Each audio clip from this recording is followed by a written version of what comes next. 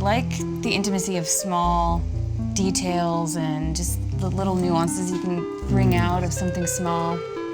And you really have to get close to it to see it, which I think really is something that's important to me. It kind of, so that like demands engagement, like you gotta get down to its level. Kind of, yeah. You really need to take your time with it, I think, to kind of see some of the nuances and the subtleties. Especially like in, like a little neighborhood like that. I feel like it reflects like the neighborhood I live in. There's so many little things to find and things are constantly changing.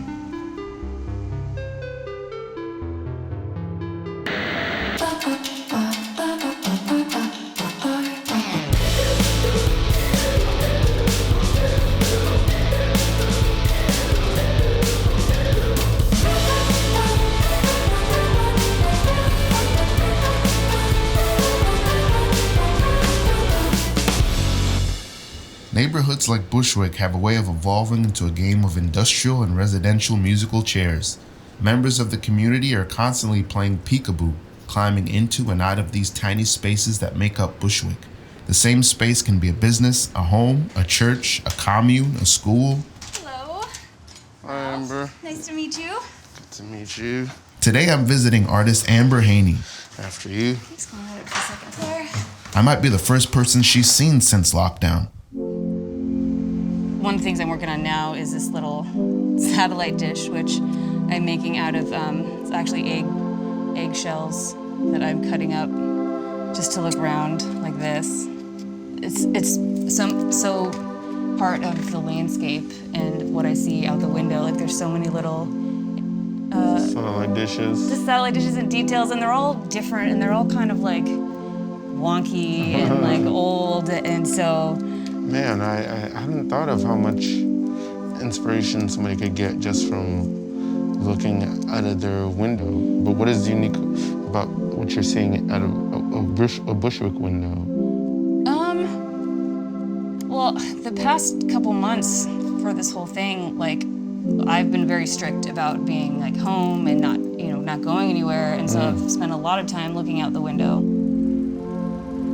I've been in this neighborhood about 10 years now, and it's just constantly changing. One example is even on this street, the beautiful little like homes with character, like every single one is right next to each other, so different, and then all of a sudden there'll be this giant housing complex go up, and it just totally changes the tone. Is it fair to say that these little pieces are like a record of like the neighborhood? It's influenced by the neighborhood. It's also influenced by like my own experiences with just what feels like home and the city. And I grew up in Normal, Illinois, so things are different here than they are there.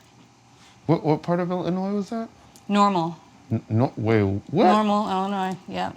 Normal, Illinois. Yep. I thought I'd heard it before, and I was like, okay, maybe that's some sort of phrase I'm not used to. Nope.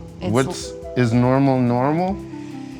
Yeah, Okay. I have to say it is, which is probably why I left. That's so interesting that like you grew up in Normal, you went from Normal to New York, and you make these small pieces about New York, but you also bring some pieces of Normal into New York. I think so.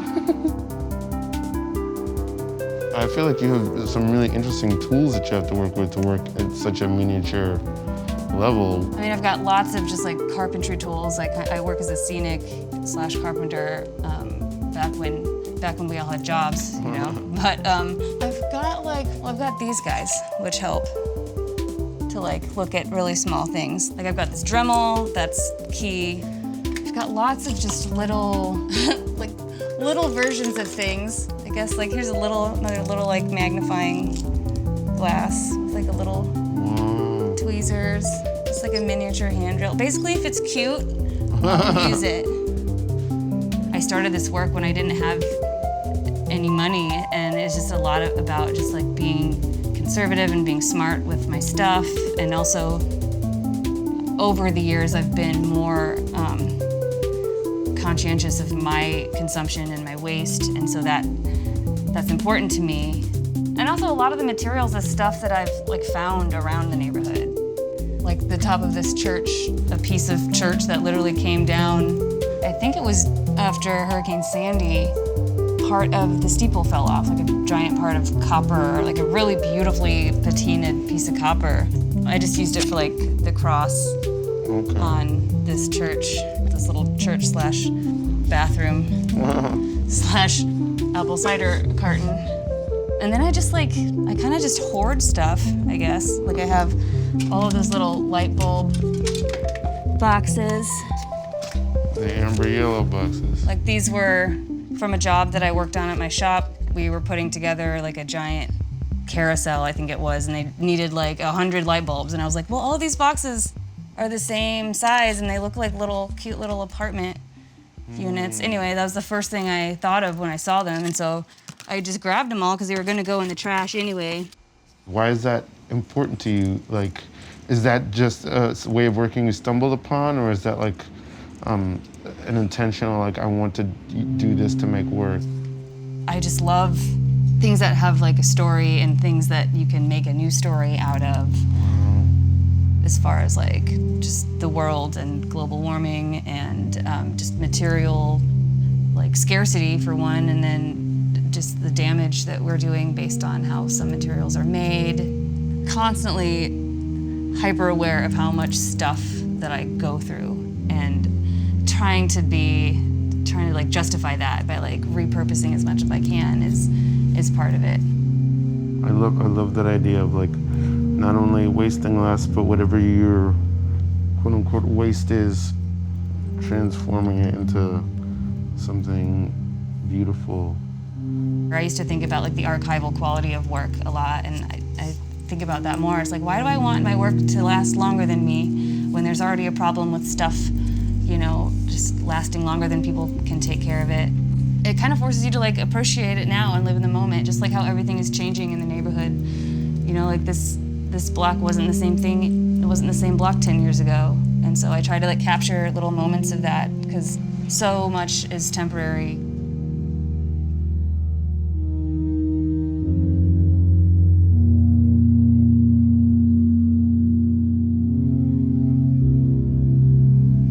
Where was the studio? Honestly, I almost didn't recognize it when I came here. It's been so long since I've been here and it's all different. It's now a hotel. They had this just commercial space in the basement that we had to build out from scratch. So we put in the walls, the lights, the ventilation, water heater. Over the 2 years, I would say we maybe had between 25, 35 artists total. There were like 14 studio spaces, and they were kind of semi-private. We wanted it to be like community-oriented, so the walls didn't have doors or anything, so some people shared studios, and then some people sublet those studios, and then some people stayed a few months, some people stayed the whole time.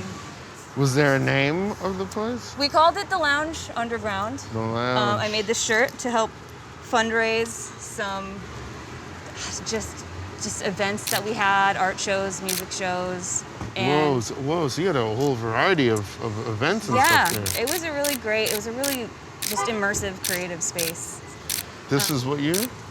This was we found it, I think, in 2012. And then we lost it in 2014 to this hotel that sort of took over and kicked us out.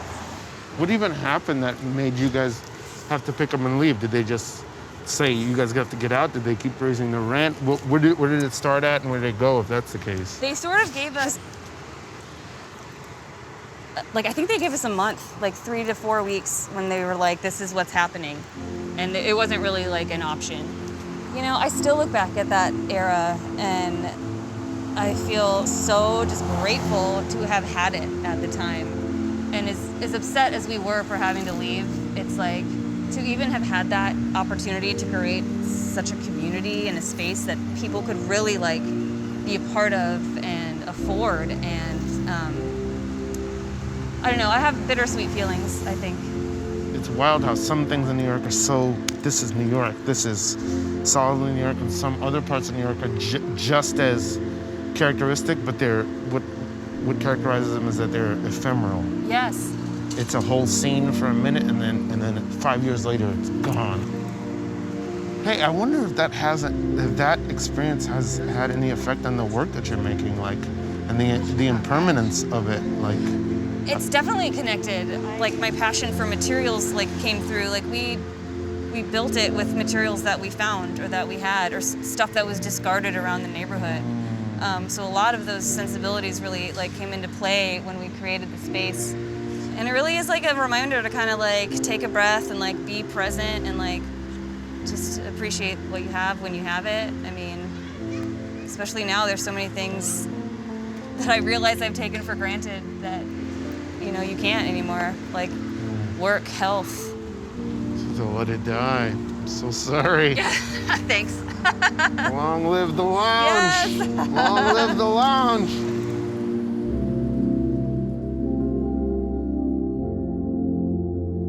It's striking me that, you know, you're this, woman in Brooklyn from this Midwestern small city or town, and you're making these small pieces about the places that you're from and the places that you're living in. Would it be a mischaracterization to say there's something very American about your work? Is that something that ever crosses your mind, or is that not really resonating? I think that's a fair observation. It's not something that I really thought of, but I guess the idea of what is American is something that I'm not sure I have a super clear grasp on anyway. I don't think any of us are really sure what that means anymore. Even our founding fathers, as we know them, or even whether we're questioning and sort of rejecting the idea of Christopher Columbus, like all that sort of be from literally the heart of America to come to New York City and be in the middle of this pandemic and be in the middle of this revolution and be sort of making these this document of your life, of both parts of your life, both places that you're from, and the minute changes that probably then these micro changes that probably speak to the macro. There's an irony there, but I think what's more beautiful about it is I feel that you are like I think always, but now even more like in the process of meditating upon that very thing. I think that's why it's like nothing's ever been finished. You know, a lot of these projects just have like a trajectory that's always changing, and so I think that's part of how complex and how like changing we are, and I am, and how things are. A lot of this has been like an ongoing process, so it's certainly evolved over the past few months, just based on events in the community, events in the world, events in my personal life. Sometimes, if you look at something that looks real big from a different vantage, that thing can seem more understandable and manageable. It can make things that seem mammoth seem almost delicate. People come from all over to be in New York. They fall in love with this city and the tiny spaces they inhabit. Anyone can find a little cubbyhole to make their home here and belong, just as much as anybody else. And then, just like that, some people leave. That must be the secret to why New York always feels so alive. Nothing is permanent.